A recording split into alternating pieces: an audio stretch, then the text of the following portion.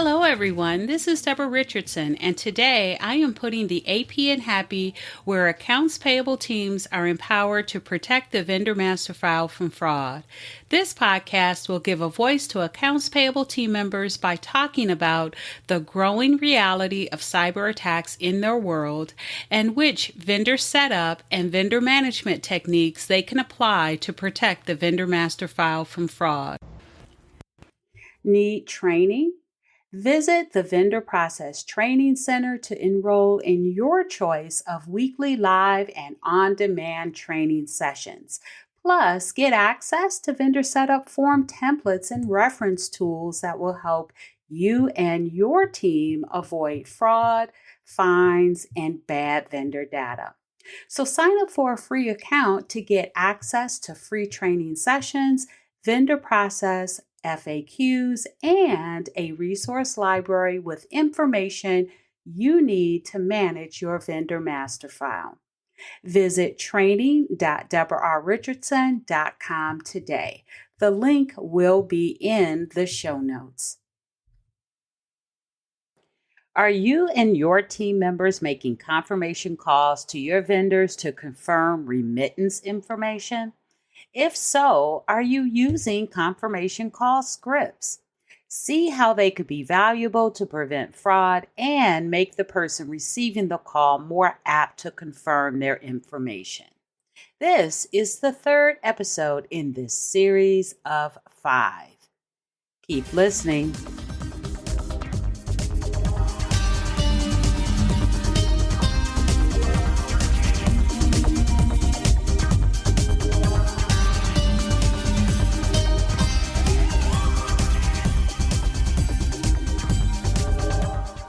Welcome to episode 317, Confirmation Call Scripts number 3, Changing Remit Address for Check Payments. Now, many of you, if you have listened to the first 2 episodes in the series of 5, you probably thought you said it was going to be a series of 6. Well, I'm going to combine 2 because I forgot about the Thanksgiving holiday that was on Thursday, and that was a podcast day. And you know what? I've been podcasting for 6 years now, and I keep forgetting that every year. But in any event, it's fine because I am going to combine the confirmation call script for voicemail and then also email, because those are fairly simple and it's not a lot to them. So I will combine both of those.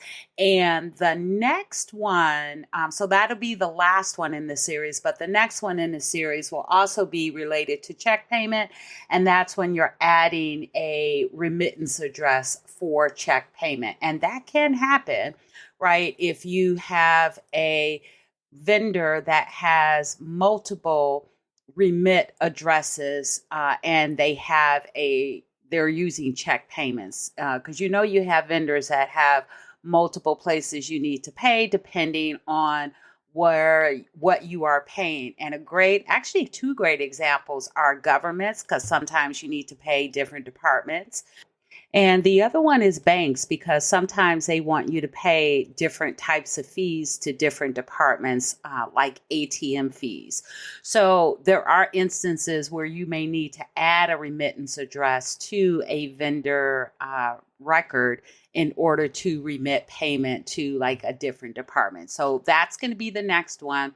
But today we are talking about changing remit address for payment. So I started this series with changing banking details for ACH or wire payments, because the change is where you get a lot of the fraud, right? Because you have an established vendor and maybe that fraudster is in your vendor's email and they're trying to collect on invoices that they know are going to be paid. And so they will send a request to make a change. And maybe they're not in the email, maybe there are, but you still get that request to change, to make that change. And it's easier for the fraudster to do it that way. To try to social engineer you to change it versus, right, creating a new vendor and sending a fraudulent invoices. Again, it's just easier to change what you already have on file and is established, as long as they can get past your authentication techniques, internal controls, best practices, and vendor validations. And we're going to add to it with the confirmation call script. Now, what I have found with talking with attendees at in-person AP conferences, or working with clients or talking with subscribers, is that it's getting harder to make that confirmation phone call. And so if you've listened to the first 2 episodes in this series, this will probably be a repeat, but I'm going to talk again for those folks that are just listening to this episode first and haven't heard it before, really the problems with making that confirmation call. So the first thing is that the vendors are not picking up the phone. And if you think about it, they're getting inundated with calls because right, they are, in most cases, the AR team, and and fraudsters are trying to social engineer them as well. Plus, let's say you have a different class of vendor, maybe that individual sole proprietor that, gave you, even if it is, right, a legitimate request to change that vendor address or vendor banking. They gave you that information, and then they're off doing vendor things. They're busy. Maybe a lot of them are one person shops or mom and pop shops. And so they're just not picking up the phone. And plus, a lot of that, again, can be the fact that fraudsters are calling them on speed dial all day long. Trust me, I get that too. And they just are wary of picking up the phone. So either they're busy or they just don't pick up the phone, or maybe you even have the wrong phone number. So you're not going to get a response. The next one is that the vendor's point of contact, they don't know who you are either. Imagine somebody calling you on the phone and asking you to confirm your banking information. And as a matter of fact, what I have heard from some conference goers or attendees is that they have been told when they do reach someone that they are not supposed to confirm banking information over the phone. And if you can understand that, I certainly can, because again, they don't know who you are either. Right. And those are and I know there are some of you out there that say, hey, I know my vendors. You may, but there are a lot of folks out there that don't. And I would tend to guess, and I could be wrong, that you don't know every vendor in your vendor master file on a basis where if you contacted them and you initiated that call, that every last one of them would be okay with confirming because they know you. And if that's the case, if that's not the case, if you know you have some vendors that would have a problem with that or might have a problem with that because they don't know you, this can help you too. These confirmation call scripts can help. All right, so the other one is, so some other problems are people are making the call. They are revealing too much information. And so I know that you and I know that we're not supposed to use the information in the email request to confirm the call because that email request could be fraudulent. However, I've seen this multiple times where the vendor master file does not have any contact information in order to make the confirmation call. And then they go searching for the vendor online. And believe it or not all vendors have web presence. And so they can't find it. Or let's say they do. And again, because a lot of the vendors, their companies are trying to avoid fraud by telling them to not confirm banking over the phone or not do confirmations over the phone. They're also pulling that contact information off of the website, so you can't get it, right? And so what some folks are reduced to doing is using that information in the email. And this might not be you, it might not be the ones below you, but it could be the ones below them, right? That maybe haven't been trained as much. They're just trying to get their work done. They're focused on production, and they can and sometimes will use that information in the email, and that could be averted by including authentication information in the confirmation call script, which is what we're going to include today. So they can avert that by, right, you can avert that by having them use the script. And then that way they're not revealing too much information. And what do I mean by that? I mean, I've seen where they make the call and they try to confirm the new or changed information, and they give them that information instead of using that time to authenticate that they are who they say they are. They instead give them the information and ask them to confirm it. And if you're talking to a fraudster, they're going to confirm it. Or for that matter, if you're talking to an actual person at the vendor's place of business and they don't really know whether it's right or not, but they know that their company needs to get paid and they're just trying to get you off the phone, and they may just go ahead and say yes, assuming that it is correct, versus getting off of the phone, taking that information, and then trying to find who it needs to go to. So that's one. And then the last one, I've already said it, right? Team members using the information in the email or on the invoice as well. And fraudsters can send a fraudulent email or a fraudulent invoice with banking details or remittance addresses changed, right, to get you to change it. And I have a YouTube channel where I post vendor master file tips of the week. And one of them I posted was why you shouldn't change shouldn't change remittance information based on an invoice. Number one, can you always find it? Number two, you need to make sure that you're following your process of authentication techniques, internal controls, best practices, and vendor validations when you're making those changes. And you can't do that if you just grab it from an invoice. So I'm going to go ahead and put a link to that video in the show notes. So make sure you check that out if you're interested. Now, changing remit address for check payments. And you might think, well, why the heck do we have to make a confirmation call for that? Well, check fraud is exploding. And if you're a listener of my podcast, you may have already seen quite a few episodes that I have done on check fraud. And I'm just going to I just put in a search of check fraud in my podcast page search, and I came up with 7 different podcast episodes. The first one that I did that really addressed the check fraud trend exploding is episode 226, Why is Check Fraud Exploding Right Now?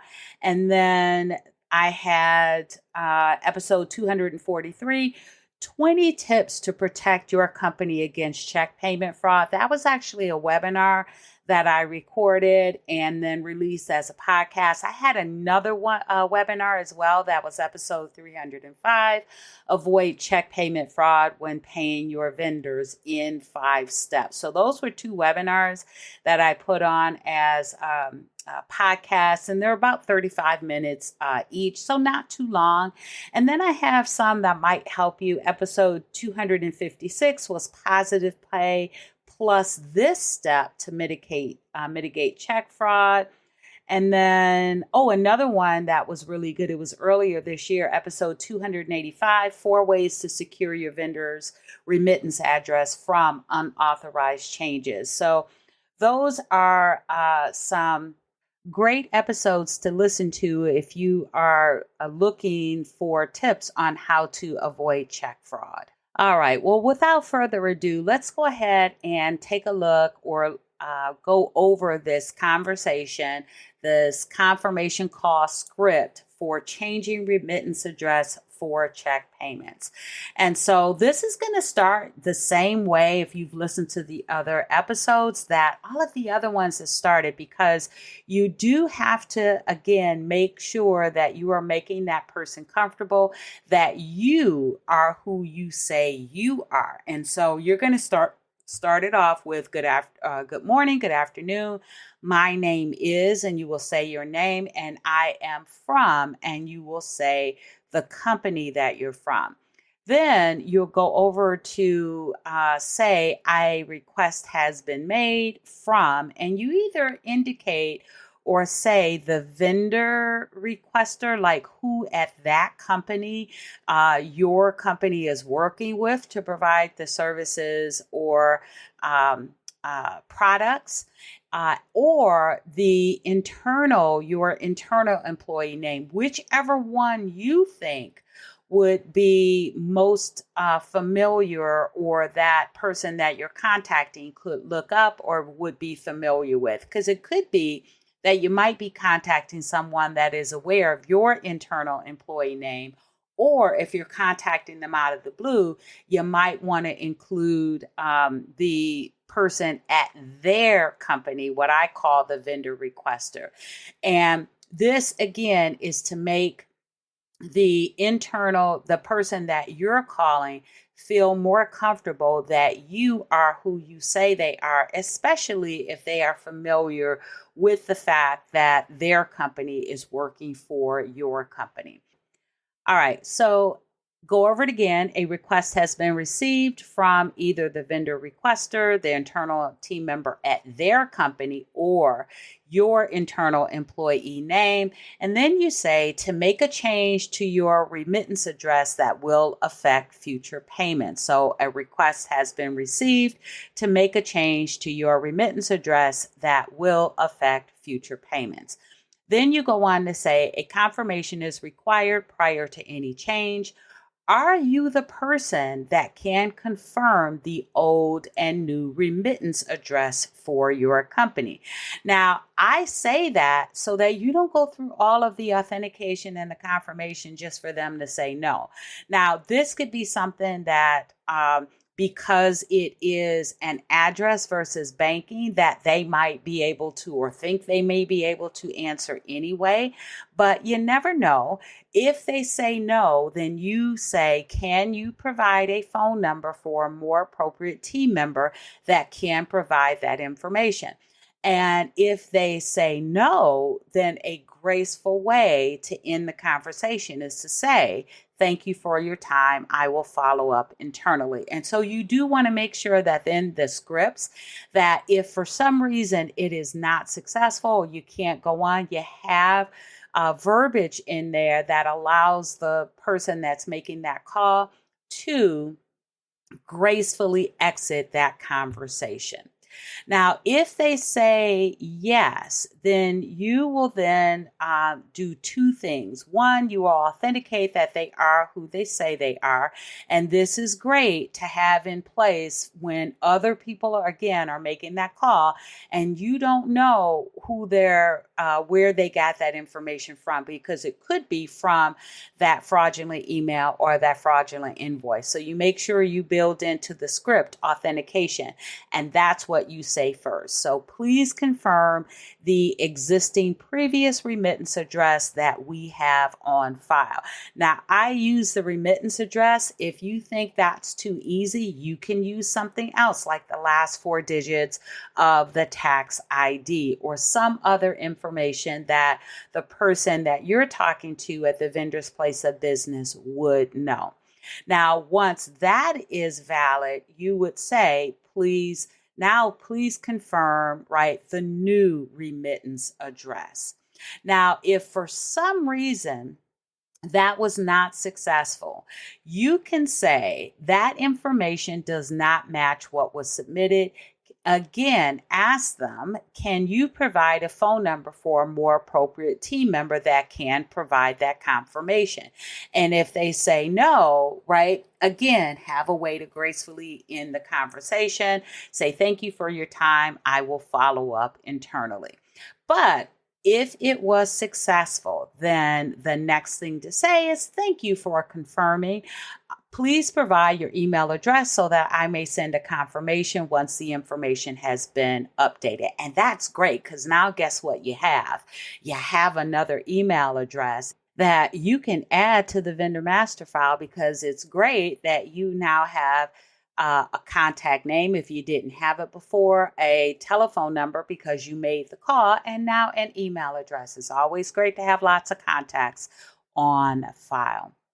All right, so that is it for the changing remittance address for check payment confirmation call script. Now, I don't think I mentioned it before in the other podcast, but if you are a Vendor Process Training Pass member, and if you don't know what that is, I'll have a link to it, to the Vendor Process Training Center in the show notes. But if you are an annual Training Pass member, guess what? You have access to these confirmation call scripts. It's part of the toolkit. And so make sure that you check that out if you are a Vendor Process Training Pass member, because it does come included with your subscription. And if you're not a Vendor Process Training Pass member, again, I do have a link to the Vendor Process Training Center in the show notes. So check it out if you are interested. All right, so thanks everyone. I hope you enjoyed the 317th episode of the Putting the AP in Happy podcast, where accounts payable teams are empowered to protect the vendor master file from fraud. Don't forget to check the show notes for the links mentioned in the podcast. And if you enjoyed this episode, consider subscribing and writing a review of my podcast on the platform that you use to listen. Stay happy.